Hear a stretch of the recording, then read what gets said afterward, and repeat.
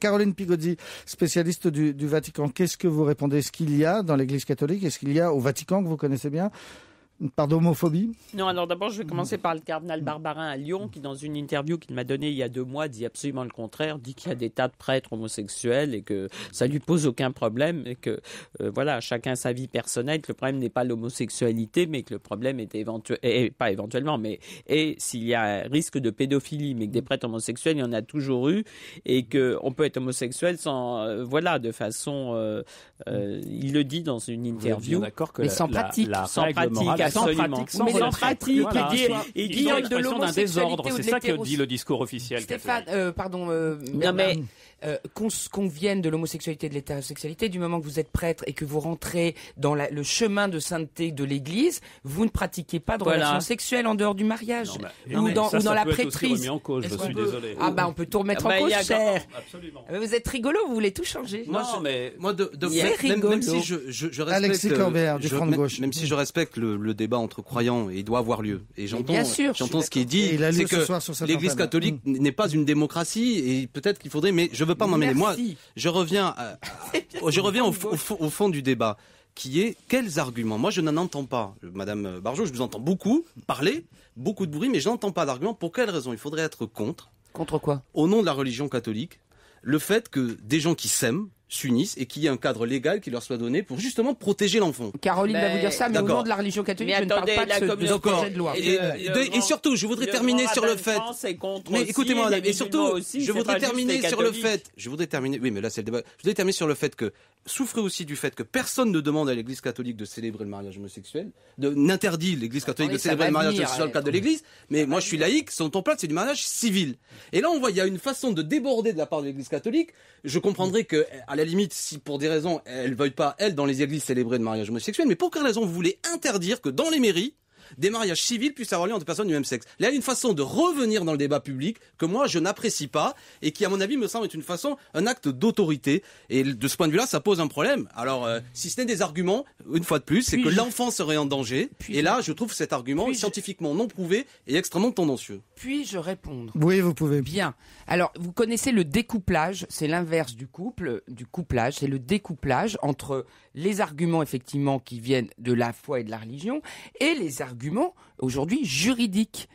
Le mariage civil, dans le Code civil français qui vient de la Révolution et qui ont été d'ailleurs écrites statutairement écrits par Monsieur Cambacérès, qui était lui-même homosexuel, lie complètement, juridiquement, le mariage civil et la filiation par la présomption de paternité et par l'article 343 de l'adoption plénière par les époux qui ont droit à adopter en même temps. C'est tout ce dont nous parlons, nous, c'est du problème de filiation qui va être remis en cause, car il va déconnecter. Est-ce que je peux terminer, s'il vous plaît? Parce que je fais beaucoup de bruit, mais j'aimerais bien. Si c'est un argument, laissez-moi avoir mon argument. Vous venez avec les vôtres, je viens avec les miens. Mais il y aura une filiation, l'enfant aura une filiation. Oui, mais il ne peut pas y avoir une filiation de la loi qui soit contraire à la réalité. Un enfant ne vient pas de 2 hommes ou de 2 femmes. Il faut encore un spermatozoïde et un ovule. Il y a un enfant qui part une filiation d'adoption. Ce ne sont pas ses parents naturels, mais il a une filiation. Oui, mais elle est analogique, cher ami. Bon, ça veut dire quoi? Analogique. C'est-à-dire qu'elle est prise sur le même modèle. Cet enfant avait ni père ni mère. Il est en état d'adoption. Eh bien, on va transférer ce lieu d'origine. Je peux terminer, s'il vous plaît? Voilà, on va transférer ces liens d'origine qui sont bisexués, sur un homme et une femme pour qu'ils se retrouvent dans la même situation d'où il vient. C'est très simple et c'est la loi. Ça fait depuis le début de l'humanité que c'est comme ça. On changerait pas depuis le début de l'humanité. On voit l'argument. De l'humanité, mais là je vous parle pas de créé par Dieu, je vous parle pas d'Adam et Ève, on va dire du protozoaire. Vous confondez le mariage civil et de quelle manière on fabrique non, c'est le droit français qui les lie justement. Mais le droit français, pardon madame, il y a encore peu de temps, dans le droit français, le code civil, jusqu'aux années 70, l'homme était considéré comme étant le chef de famille. D'accord? Mais ça n'est plus le cas aujourd'hui, par exemple. Heureusement, parce que alors là, pour le coup, je vous démontre tout simplement, madame, que le code civil, il a évolué sur plein de choses. Jusqu'aux années 1974, l'épouse devait demander l'autorisation à son mari pour vivre en compte en banque. Ça a évolué. C'est la parité. Oui, mais justement, s'il n'y a pas plus paritaire, on a le droit, le législateur. Les arguments que vous utilisez sont quasiment les mêmes que lors de l'opposition du Pax. Franchement, vous n'avez pas avancé. Je suis pour le Pax. Toujours les mêmes arguments. Lorsqu'il y a eu le droit au divorce, l'Église catholique a dit ça va détruire la cellule familiale. Lorsqu'il y a eu le débat sur Olivier G, l'Église catholique a dit ça va détruire la natalité. Toujours les mêmes arguments. Il y a 11 pays au monde aujourd'hui, 11 pays dans lesquels le mariage homosexuel existe, et les arguments que vous avancez ont été balayés. C'est pas le même. Allez, une dernière pause et on revient avec Brigitte Bardot, Caroline Pigozzi, Bernard Stéphan et Alexis Corbière. À tout de suite. Europe 1 Soir. Il est 19h51, c'est la dernière partie des grands débats d'Europe 1 Soir. Avec vous, Nicolas Poincaré. Suite et fin dans les grands débats d'Europe 1 Soir de ce débat sur les catholiques et sur le mariage homosexuel avec Caroline Pigozzi, auteur du Vatican indiscret aux éditions Plomb, avec Bernard Stéphan, témoignage chrétien, Alexis Corbière du Front de Gauche, laïque, et Frigide Bardot, l'initiatrice de la manif pour tous. Caroline Pigozzi, débat animé, hein. Est-ce que l'Église ne doit pas être un contre-pouvoir moral? Est-ce que c'est pas son premier rôle? Moral, oui. Oui, moral. Je suis d'accord, mais là, ce qui m'a choqué, madame, c'était une aide matérielle. C'est-à-dire un financement par l'Église catholique, en mettant à profit des bâtiments. Et en faisant le choix surtout, pardon madame, vous allez me répondre, en faisant le choix surtout de la part de l'Église, si elle a des bâtiments libres, pourquoi ne mettez pas à disposition des 8 millions de pauvres, des gens qui dorment à la rue? Là, il y a un choix qu'elle fait tous les jours. À titre personnel. Tourner de rue tous les jours. On ne s'entend pas. Oui, mais le secours catholique, il n'est pas engagé contre le mariage pour tous, madame. Alors, vous citez un bon exemple. De quoi vous nous parlez, des pauvres ou des homosexuels? Non, je parle du fait que contrairement à ce que vous dites, madame, contrairement à ce que vous dites, mais je préférais plus de franchise. L'Église catholique comme institution met des moyens matériels et financiers dans la réalisation de la manifestation elle ouvre des du 13 églises janvier. Ou elle ouvre des Eh bien oui, vous confirmez ce que je suis en train de dire. C'est des moyens, franchement. Mais attendez, elle nous donne pas un franc. Vous voulez que je vous dise la vérité? Alors maintenant, écoutez là. Oui. Les tracts, parce que jusque-là, vous mentiez, mais c'est non, ça? bon, allez, vous êtes rigolo. Bon, les tracts, c'est nous qui les finançons, C'est qui, monsieur. nous Moi, Brigitte Bardot, avec mon fric. Voilà. C'est moi qui ai déposé sur mon nom.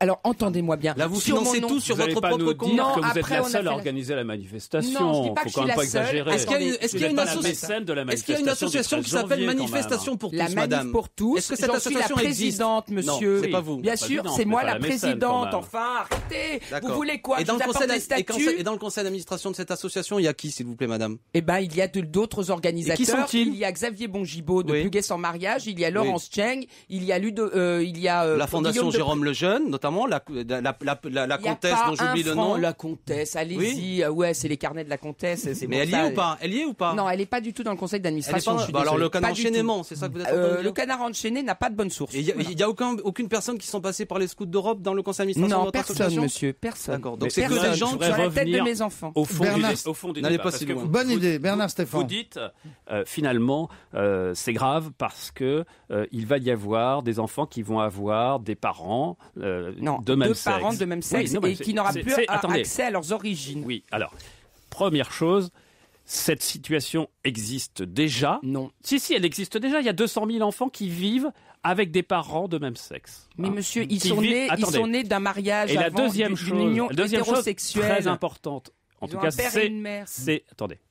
La deuxième chose la plus importante, c'est que l'enfant, il a un droit imprescriptible à connaître ses origines biologiques. C'est pas possible avec la mais PMA. si, mais Voilà. bien sûr que Bah si, non. que c'est possible. Mais Mais non, parce si. que c'est anonyme. Alors attendez, ce sont des débats qu'on a eu souvent, qu'on aura de nouveau et qui sont un petit peu compliqués à quelques minutes de la fin de cette émission. Mais ce qui m'intéressait que vous nous racontiez, Bernard Stéphan, c'est qu'il y a donc, vous dirigez Témoignage chrétien, il y a au sein de l'Église catholique des gens qui sont pour le mariage homosexuel, dont vous, ce qui vous a valu quelques ennuis directement avec le Vatican? Alors le Vatican directement non, parce que Caroline Pigozzi dirait c'est l'organe. Non mais attendez, je suis pas le pape. Non, je ne représente pas mais l'Église. c'est l'Observatore thèse de Romano, Paris donc, Match. qui est un journal qui est publié à Rome au Vatican, qui a critiqué effectivement la prise de position de Témoignage chrétien. Critiqué en disant que nous adoptions finalement les idées à la mode et que nous allions travestir le christianisme. Nous n'étions pas dans la ligne comme vous le dites. Et à Bon. votre avis, au sein des fidèles catholiques en France, vous représentez à peu près quel pourcentage? Il n'y a pas eu de sondage, mais je crois qu'il y a une plus grande diversité d'opinions qu'on le dit et que la manif du 13 janvier semble le dire. C'est-à-dire qu'il y a justement une absence de débat. Hein. C'est pas vrai, on va Ce que ouvrir nous le débat. demandons, comme chrétiens, c'est qu'il y a un débat interne. C'est-à-dire que nous puissions faire entendre les arguments des uns et des autres et surtout ne pas singer une espèce de monolithisme catholique qui consisterait à dire tous les catholiques sont contre cette loi, tous les catholiques s'opposent. Il y a un débat et justement, non, il y en a il pas. faut que il faudrait ouvrir voilà. Et il faut que ce débat existe et c'est ça pour moi la démarche de Vatican II dans l'Église, c'est de faire entendre les diverses voix, d'entendre les premiers concernés, d'entendre les familles généraux. Avant de prendre position. Suspendons la loi, exactement. Et avant de prendre la position sur la loi, la société elle a le droit de légiférer pendant ce temps parce qu'on est une démocratie. Sinon il n'y a pas de débat. Attendez, je voudrais terminer là-dessus parce que là, madame, écoutez-moi, c'est une grave entorse à la laïcité. Vous voulez ouvrir des états généraux de l'Église catholique et le temps que ces états généraux aient lieu, le législateur devrait s'arrêter. C'est ce que vous venez de dire. Dans la République. Des États généraux, un grand débat national. National, absolument. Pour que les catholiques puissent débattre. Vous parlez d'un débat interne de l'Église catholique. Le débat, il existe dans la société. Eh ben, je vous donne rendez-vous, cher, et ouvrons-le nous ensemble entre chrétiens catholiques. Merci beaucoup à tous les quatre. Frigide Barjot, initiatrice de la manif du mois prochain et 13 auteur. janvier, attendez, je peux donner. Oui, 13 janvier. On trouvera 13h dans le 13e place d'Italie. Et Civitas ira manifester de l'autre côté, au nord, au Père-Lachaise. Sinon, je voulais dire quand même, joyeux Noël à tous. Merci, joyeux Noël à vous aussi. Alexis Corbière, responsable conseiller de Paris et secrétaire national du Front de Gauche, 3-1-0. Alexis Corbière du Parti de Gauche, Caroline Pigozzi, auteur du Vatican indiscret, et Bernard Stéphan, le patron de Témoignages chrétiens. Merci beaucoup à tous les quatre.